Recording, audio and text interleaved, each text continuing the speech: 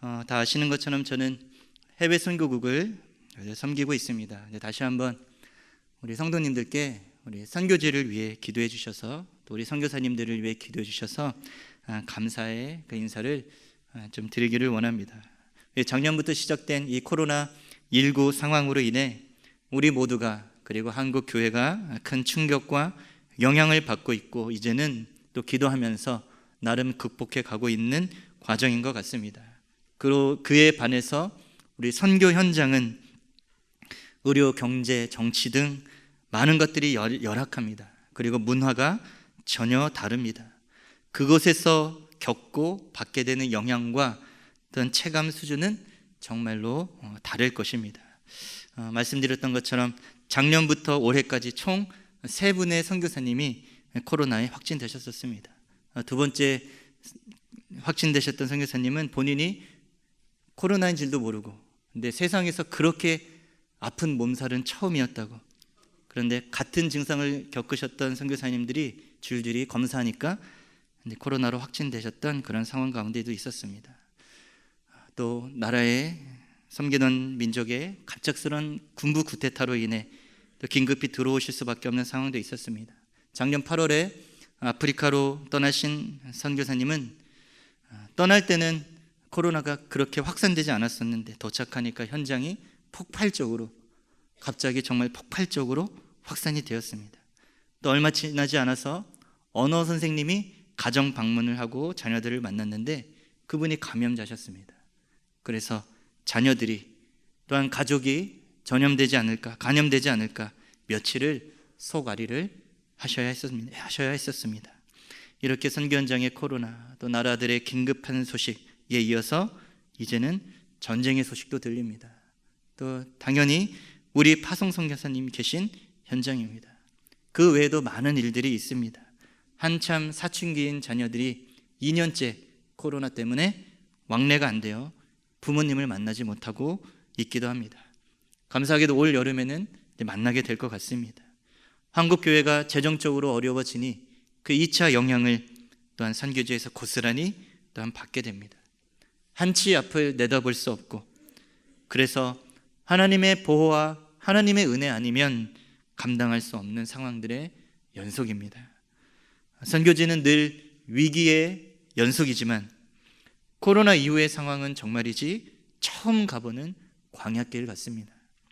가보지 않은 낯선 길이라서 그 자체로도 힘들지만 어디에서 어떤 위협을 만날지 알지 못하기 때문에 더욱 불안합니다. 하지만 그만큼 경험하게 되는 하나님의 은혜, 부어지는 하나님의 은혜도 더 강하고 더 놀라울 것입니다. 그런데 이러한 부분을 생각하다가 오늘 본문에 지금 광야길을 걷고 있는 이스라엘 백성들도 마찬가지가 아닌가 생각이 들었습니다. 애굽의 10가지 재앙만 해도 어마어마한 충격이었을 것입니다. 홍해를 만납니다. 광야길의 마라의 쓴물에서 많이 고생합니다. 또 엘림의 풍성함을 만나기도 합니다. 광야에서의 배고픔, 광야에서의 목마름, 그리고 만나게 되는 아말렉과 같은 흉악한 그런 종족들과의 치를 수밖에 없는 그런 격렬한 전투. 그들은 지금 애굽에서는 상상할 수 없었던 새로운 여정을 걷고 있는 중입니다. 그리고 이 과정에서 말씀을 묵상한 것처럼 많은 하나님의 은혜를 경험하기도 합니다. 근데 혹시 이스라엘은 이 정도면 충분하다고, 이 정도 경험했으면 충분하다고 생각하지 않았을까요? 목마름의 문제, 먹고 사는 문제, 전쟁의 위협, 안전의 문제, 조직 정비의 문제, 이런 문제들이 하나님 계시다고 하니까, 하나님 함께 하신다고 하니까 해결되고, 앞으로도 해결된다는 약속이 있고 보장이 된다면 이제 웬만큼 준비되었다고 생각할 수도 있을 것입니다. 그러나 만일 하나님의 백성들이, 믿는 자들에게 제일 중요한 부분이 고작 삶의 문제들을 해결받는 것이라면, 죄송합니다, 고작이라는 표현은 좀 안 좋은 것 같습니다. 중요하지요. 삶의 문제들을 해결받는 것이라면, 즉 삶의 전투에서 치열하게 싸워 승리하는 것, 먹고 마시는 문제를 공급받는 것에, 안전을 보장받는 것에 그친다면, 믿는 우리는 세상과 다를 바가 없는 삶을 사는 것일 수도 있습니다. 예수님은 마태복음 6장에서 말씀하셨습니다. 그러므로 염려하여 이르기를 무엇을 마실까, 무엇을 먹을까, 무엇을 입을까 하지 말아라. 이는 다 이방인들이 구하는 것이라. 너희의 하늘 아버지께서 이 모든 것이 너희에게 있어야 할 줄을 아시느니라. 그런즉 너희는 먼저 그의 나라와 그의 의를 구하라. 그래야면 이 모든 것을 너희에게 더하시리라. 예수님이 말씀하시는 것 같습니다. 얘들아, 그런 것들은 이방인들이 구하는 것이다. 하나님을 모르는 자들이 구하는 것이다. 하늘에 계신 하나님이 너희에게 진정한 아버지가 되어주셨다. 자녀된 너희에게 있어야 할 것을 하나님이 정확하게 아신다. 그리고 그 모든 것을 더하여 주실 것이다. 그러니 먼저 그의 나라와 먼저 그의 의를 구해라. 주님의 뜻을 구해라. 하나님의 통치하심 안에서 살아가라. 예수님이 말씀하고 계십니다. 마찬가지로 하나님은 지금 이스라엘 백성들을 멈춰 세우셨습니다. 이스라엘을 세우시고 이제 진짜 광야길을 가야 할 터인데, 이스라엘이 하나님의 백성으로서 알아야 할 것이 무엇인지, 진짜 필요한 것이 무엇인지, 한눈 팔지 말아야 하고 중요하게 여겨야 할 것이 무엇인지 말씀해 주십니다. 이것이 19장부터 시작되는 시내산 언약입니다. 그리고 그 첫 시작이 오늘 우리가 묵상하고 있는 본문 말씀입니다. 이스라엘뿐만이 아니라 오늘의 믿는 우리가 마음에 새겨야 할 것들을 하나님이 오늘 본문을 통해 말씀해 주십니다. 우리를 시작하게 한 것이 과연 무엇일까요? 우리는 무엇을 바라보며 소망을 가져야 할까요? 오늘의 우리는 무엇을 붙들고 살아야 할까요? 바로 오늘 본문을 통해 같이 살펴보는 시간 되기를 원합니다. 첫 번째, 우리는 무엇으로 시작했습니까? 우리는 하나님의 은혜로 시작했습니다.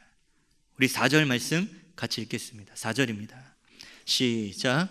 내가 애굽 사람에게 어떻게 행하였음과 내가 어떻게 독수리 날개로 너희를 업어 내게로 인도하였음을 너희가 보았느니라. 아멘. 4절에 보시면 그들이 경험한 하나님의 은혜의 역사를 이렇게 얘기합니다.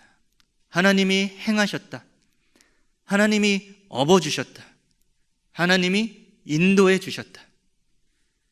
여러분, 누가 시작했습니까? 하나님이 시작하셨습니다.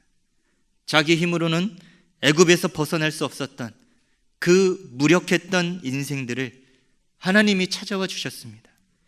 10가지 재앙을 내리시고 그러면서도 당신의 백성들을 구별해 내셨습니다. 그들이 무슨 힘으로 홍해 바다를 멈춰 세울 수 있었을까요? 건너갈 수 있었을까요? 하나님이 행하셨습니다. 지금까지 정신없이 광야길을 달려왔습니다. 광야는 처음입니다. 모든 것이 낯섭니다. 그런데 그동안 이 길을 숱하게 다녔을 그 어떤 자들도 반석에서 물을 길어내지는 못했습니다. 마라의 쓴 샘물을 그대로 마실 수 있는 사람은 없었습니다. 이스라엘처럼 매일매일 만나와 메추라기가 하늘로부터 날라와 공급받는 것은 상상할 수 없는 일이었습니다. 어떻게 광야에 처음 들어선 민족이 그 광야를 자기 집으로 삼고 있는 흉악한 아말렉이라는 족속과 싸워서 이길 수 있었을까요? 하나님의 은혜가 아니고서는 설명될 수가 없습니다. 바로 하나님은 이스라엘에게 독수리 날개로 너희를 업으셨다고 말씀하십니다. 독수리가 날개로 업듯이 내가 너희를 받치고 있다. 내가 너희를 안전하게 붙들고 있다. 하나님은 당신이 업고 있는 한 당신의 백성들을 결코 떨어뜨리지 않으실 것입니다. 바로 엄마 독수리 날개 위에서 새끼 독수리가 아무리 자신의 작은 날개로 날개짓한다고 해서 그것으로 날아가는 것이 아닙니다. 어미 독수리가 날개를 펴고 비상을 하고 있기 때문에 날아갈 수 있는 것입니다. 하나님이 날개를 펴주셔야만 이스라엘이 같이 날아갈 수 있습니다. 하나님께서 당신의 백성들에게 행하시는 일이 바로 이것입니다. 지금도 행하고 계시고 여전히 업고 계시며 그래서 인도하시는 분이 바로 이스라엘의 하나님이십니다. 이렇게 하나님의 은혜 아니고서는 설명될 수 없는 이스라엘의 삶이 시작이 된 것입니다. 말씀을 준비하면서 어떤 주석책을 보니 이렇게 이 부분을 설명을 하고 있는데 이 말이 맞다 싶어서 좀 인용을 하길 원합니다. 이렇게 이야기합니다. 출애굽기 19장 4절에서 그의 백성들을 업으시는 분은 여호와이시다. 성경은 그의 백성들을 항상 업으시는 하나님의 모습을 이야기한다. 그리고 이렇게 이야기합니다. 하나님이 백성들을 다시 말씀드립니다. 하나님이 백성들을 업지 아니하면 사람들이 그들의 신들을 업어야 한다. 저는 이 말이 정말 맞다고 생각합니다. 하나님의 등에 업히거나 우상을 등에 짊어지거나 둘 중 하나입니다. 그 중간은 없는 것입니다. 말씀을 묵상하면서 이 하나님의 음성이 저에게 들리는 것 같았습니다. 진승아, 절대 그 날개에서 내려오지 말아라. 그 은혜의 날개에서 벗어나지 말아라. 너는 그 등에 업혀야만 가장 자유롭고 가장 높이 날 수 있는 존재이다. 지금까지 그랬고 여전히 너는 은혜 없이는 살 수 없는 존재다. 그 은혜를 겸손히 의지해라. 이런 음성이 들리는 것 같았습니다. 이사야서 46장 3절 4절을 우리 같이 한번 읽어보기를 원합니다. 시작. 야곱의 집이여, 이스라엘 집에 남은 모든 자여, 내게 들을지어다.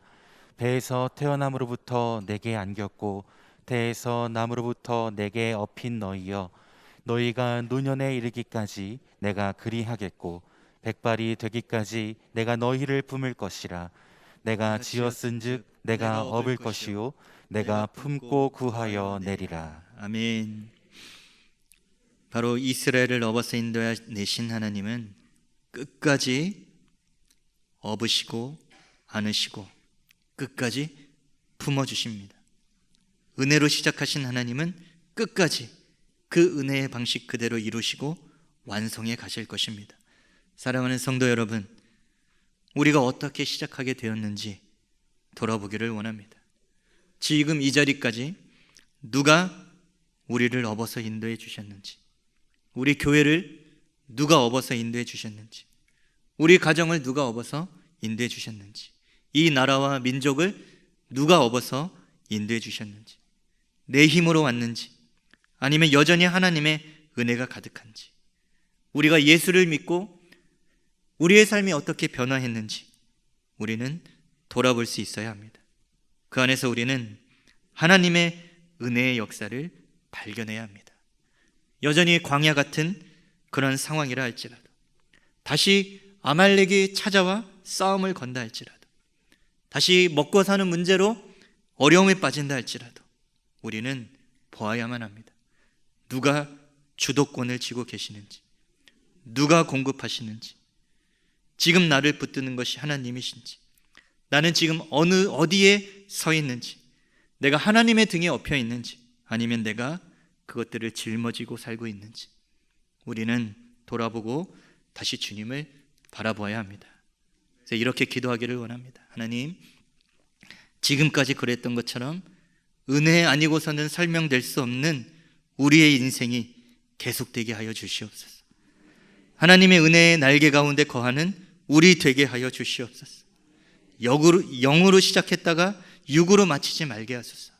바로 이러한 믿음과 기도로 더욱 하나님의 은혜의 날개로 들어가고 그 위로 올라타는 우리 모두가 되기를 주님의 이름으로 축원합니다. 두 번째, 하나님은 우리를 통해 하시고자 하는 소망이 있습니다. 5절과 6절입니다. 5절과 6절 같이 읽겠습니다. 시작. 세계가 다 내게 속하였나니 너희가 내 말을 잘 듣고 내 언약을 지키면 너희는 모든 민족 중에서 내 소유가 되겠고 너희가 내게 대하여 제사장 나라가 되며 거룩한 백성이 되리라. 너는 이 말을 이스라엘 자손에게 전할지니라. 아멘. 이 구절에서 모든 것을 다 말씀드리기는 힘들 것 같습니다. 대신 5절에 있는 한 가지 표현만 기억하시면 좋겠습니다. 한번 따라해 주시면 좋겠는데 원문에 있는 단어입니다. 근데 사실 제가 억양은 잘 모르고요, 단어만 아는데 한번 억양은 제가 실어봤습니다. 따라해 보십시오. 세굴라. 다시 한번 시도해 봅시다. 세굴라. 이 단어는 5절에서 소유라고 번역이 된 단어입니다. 한 개인이 가장 소중하게 간직하는 보물, 바로 그것을 의미합니다. 바로 하나님 안에서 가장 찬란한 빛을 내는 보배, 하나님이 가장 귀하게 여기시는 보화, 바로 하나님은 세상 속에서 당신의 백성들을 더욱 이렇게 구별해 가시며 만들어 가실 것입니다. 옆에 계신 분께 이렇게 한번 선포해 주시고 축복해 주십시오. 당신은 하나님의 세굴라입니다. 이렇게도 한번 선포해 봅시다. 나는 하나님의 세굴라입니다. 네, 마지막으로 한 번만 더요. 늘사랑은 하나님의 세굴라입니다. 아멘.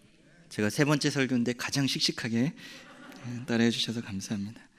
하나님이 가장 자랑하시는 보화, 이 땅에서 가장 찬란한 빛을 발하는 보석, 하나님은 믿는 자 한 사람 한 사람, 그 가정들을, 당신의 교회들을 이렇게 만들어 가실 것입니다. 계속해서 6절에서 이야기하십니다.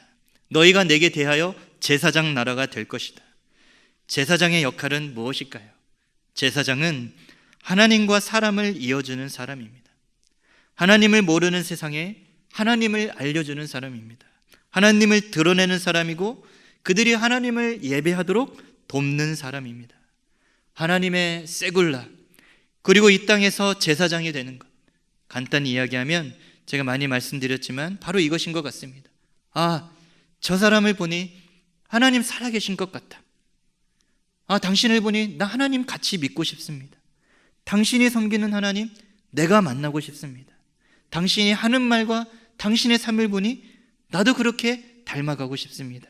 바로 이러한 이야기를 듣는 사람이 빛을 발하는 사람이고 제사장의 역할을 감당하는 사람일 것입니다. 조니 에릭슨 타다라는 이 여성분이 계십니다. 이제 나이가 많이 들으셨는데요, 이분의 책을 제가 읽은 것은 아니지만 예전에 우연히 온라인에서 이분의 이야기를 접하게 되었고 많이 감동된 부분이 있었습니다. 오늘 말씀을 준비하면서 좀 생각이 났습니다. 이 분은 어릴 때부터 못하는 운동이 없는 만능 스포츠 광이었습니다. 그런데 17살 때에 바닥이 깊은 줄로 착각을 하고 얕은 강바닥에서 다이빙을 하다가 그만 목이 부러지는 사고를 겪고 사지가 마비됩니다. 물속에 들어갈 때와 물속에서 건져내졌을 때 전혀 완전히 다른 인생이 된 것입니다. 처음에는 불의의 사고로 인하여 하나님을 정말 많이 원망을 했다고 합니다. 그런데 결국 하나님이 그녀를 만나주셨습니다.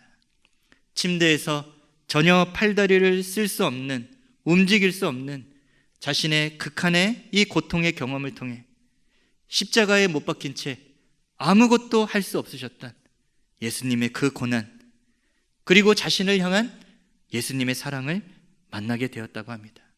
지금까지 저술가로, 입으로 그림을 그리는 화가로, 또 열정적인 복음 전도자로 많은 활동을 하셨습니다. 근데 그분이 이런 말을 했습니다. 하나님이 나를 치유해 주신다면, 그래서 내가 벌떡 일어나 하나님을 증거할 수도 있을 것입니다. 그러나 내가 계속 휠체어에 앉아서도 내가 기쁨을 잃지 않고 있다면, 고난 속에서도 내가 예수님으로 인해 행복을 잃지 않고 있다면 나의 하나님은 더욱 영광 받으실 것입니다. 이분이 이야기합니다. 고난을 통해 나의 인격이 다듬어졌고 다른 아파하는 이들의 마음을 알 수 있게 되었고 그렇기에 상처받은 세상에 복음을 전할 수 있었으며 나를 위해 고난당하신 주님을 더 가까이 만나게 되었다고 이야기를 하셨습니다. 본문을 묵상하는데 이 분이야말로 진정한 하나님의 세굴라가 아닐까. 아름다운 하늘의 빛을 바라는 하나님의 보석이라는 생각이 들었습니다. 또한 앞서 여러 위기 가운데 계셨던 선교사님들을 말씀드렸는데 저는 이분들이 또한 하나님의 세굴라라는 생각이 들었습니다. 우리 선교사님들이 코로나나 또 여러 가지 상황 가운데 극심한 고통, 눈물을 흘릴 수밖에 없는 그 암담한 상황 가운데서도 제가 정말 존경할 수밖에 없는 것은 믿는 자가 보여줄 수 있는 가장 아름다운 모습들을 보여주셨습니다. 그래서 제가 그분들의 모습을 보면서 제가 이렇게 다짐했습니다. 나도 나중에 어려움을 당한다면 저렇게 기도 요청을 해야겠다. 저렇게 감사해야겠다. 저렇게 하나님 바라봐야겠다. 저렇게 주위 사람들을 섬겨야겠다. 이런 마음이 들 정도였습니다. 또한 제가 섬기고 있는 많은 사역들로 인해 많은 성도님들을 만나게 됩니다. 그 가운데는 목회자인 저보다 더 믿음의 아름다운 빛을 바라는 성도님들이 계십니다. 하나님이 우리에게 원하시는 것은 그저 광야를 통과하는 것, 가나안 땅에 도착하는 것, 그것만이 아닙니다. 하나님이 관심 있으신 것은 우리가 어떠한 존재로 광야를 통과하느냐입니다. 우리가 가나안 땅에서 어떠한 삶을 살아가느냐입니다. 바로 어둠 속에서도 빛을 발하는 존재, 하나님을 모르는 이 세상에서 바로 흔들리지 않고 더욱 하나님이 살아계시다라는 것을 드러내는 그러한 삶을 살아가는 존재, 하나님을 신뢰하고 주님으로 만족하고 주님을 섬기는 것이 가장 아름다웠고 가장 복된 것임을 증명해내는 삶, 바로 그러한 공동체가 되기를 원하고 소망하고 계시는 것입니다. 그리고 하나님은 그 일들을 지금 당신의 백성들 가운데 행하고 계십니다. 우리 가운데 그 일들을 이루어 가실 줄로 믿습니다. 세 번째, 우리에게는 우리가 붙들 수 있고 또 삶에서 지켜내야 할 분명한 기준인 하나님의 말씀이 있습니다. 우리 5절 말씀 같이 읽겠습니다. 5절입니다. 시작. 세계가 다 내게 속하였나니 너희가 내 말을 잘 듣고 내 언약을 지키면 너희는 모든 민족 중에서 내 소유가 되겠고. 아멘.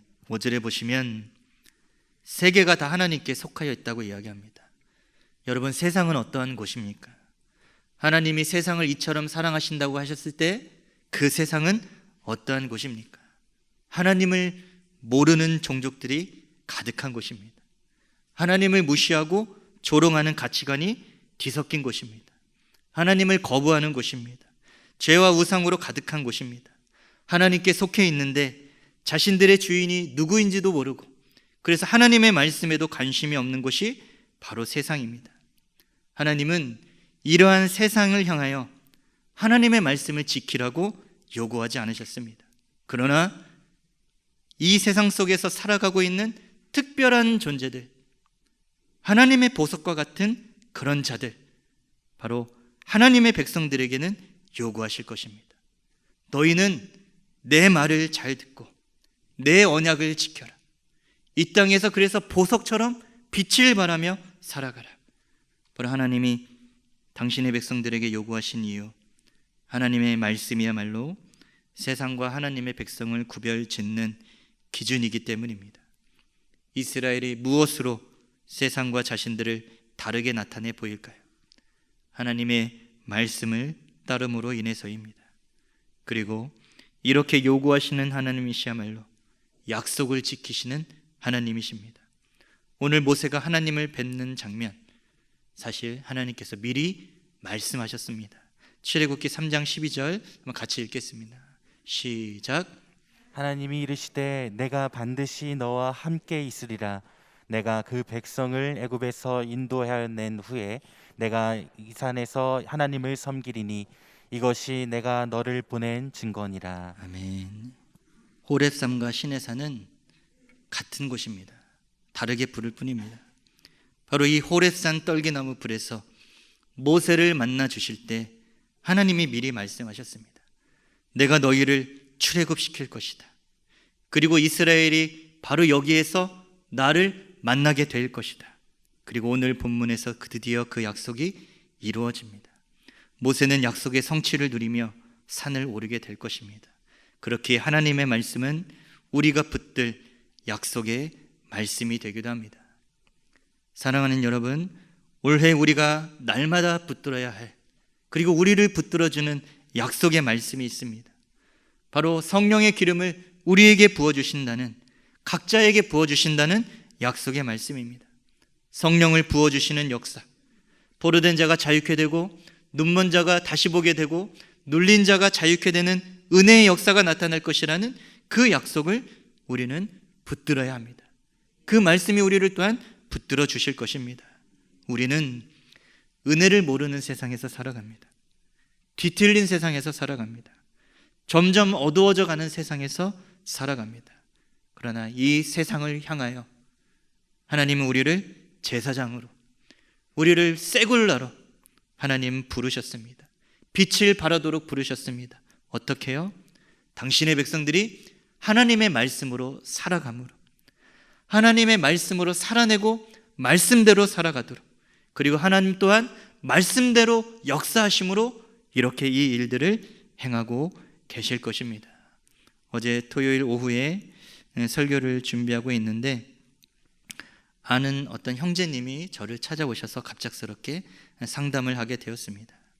이분도 코로나19로 인해 완전히 암담한 상황이 되었고 계속 노력을 해도 상황이 열리지 않아 계속 지치고 낙심이 많이 된 그러한 상태였습니다. 이야기를 나누는데 제 안에 감동이, 제가 이제 세 번째 대지 이렇게 막 준비했던 이 설교의 내용을 이분에게 나누면 좋겠다는 그런 마음이 들었습니다. 왜냐하면 이분은 우리 늘사랑의 예배를 참석하는 분은 아니시기 때문입니다. 이분은 제가 주일 설교하는지도 모르고 계실 텐데 이분에게 한번 말씀드리고 이 내용이 맞는지 안 맞는지 한번 좀 해봐야겠다. 저는 성령의 감동이라 여기고 말씀에 대한 부분을 나눴습니다. 제가 이 설교 때 나눴던 부분이 바로 이 형제에게 했던 내용입니다. 제가 이렇게 얘기했습니다. 형제님, 지금 상황이 어떻게 된 것인지에 대해 누구의 탓인지 무엇 때문인지 너무 원인 파악에만 몰두하지 마세요. 자기 자신을 돌아보는 것은 좋지만 사실 우리는 무엇 때문인지 누구의 탓인지 정확하게 모를 때가 더 많습니다. 우리는 잘못이 없는데도 그런 때를 당하기도 합니다. 더 중요한 것은 지금 이 상황을 어떻게 받아들이고 어떻게 헤쳐나갈 것이냐에 대한 거기에 집중하는 것이 좋겠습니다. 인간적인 섭섭한 마음, 서운한 감정, 실망, 이런 감정들이 앞서겠지만 생각해 보세요. 전쟁 중에 싸우다가 칼에 찔리면 누가 찔렀어 하고 피를 흘리면서 쫓아갈 거예요? 아니면 의사를 찾아갈 거예요? 지금 형제님에게 필요한 것은 하나님입니다. 하나님 말씀입니다. 하나님께서는 분명 말씀으로 형제님을 만나주시고 힘을 주실 겁니다.